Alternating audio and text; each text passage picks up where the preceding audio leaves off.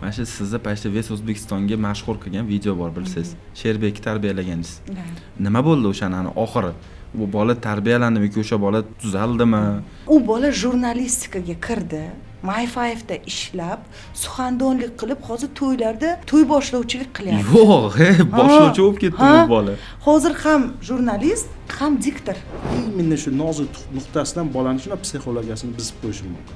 Onaga nisbatan, kerak bo'lsa otaga nisbatan, kerak bo'lsa oilasiga, kerak bo'lsa jamiyatga buzib qo'yish.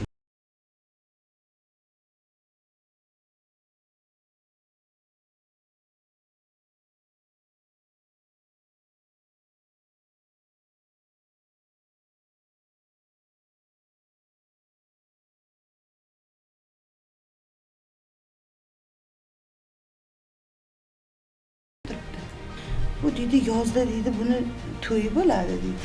Odamda intizom bo'lishi kerak. Disiplina. Ha, intizom bo'lsa, doimiy bitta intizomni ushlagan inson kelajagi zo'r bo'ladi deb o'ylayman. Agar mana oila boshqaruvi ayollarga o'tib ketsa nima bo'ladi sizni fikringiz? Men zo'rman, чтобы oilada erkaklar rulda bo'lishadi. Men zo'rman shunga. Demak, bolani bolalikdagi kasali onani Perinatal davrida anaqadagi paytida. Ha? 5 ta farzandingiz bo'lsin, bittasi ta'sirchan bo'lsin, unda albatta duduqlanishga moyillik bo'ladi. Hozirgi paytda kimgadir qizingizni bermoqchi bo'lsangiz, uni ham qizi bo'lishi kerak. Kimdandir qiz olmoqchi bo'lsangiz, uni ham o'g'li bo'lishi kerak. 20 yil o'zini onasidan tarbiya ola olmagan qizlarni qaynonalari tarbiyalab ketyapti. Ayrimlar buni to'g'ri qabul qilyapti. Ona rahmat sizga deb ayta oladi, quchoqlaydi. Ayrimlar teskarisini qiladi. Tushunmaydi.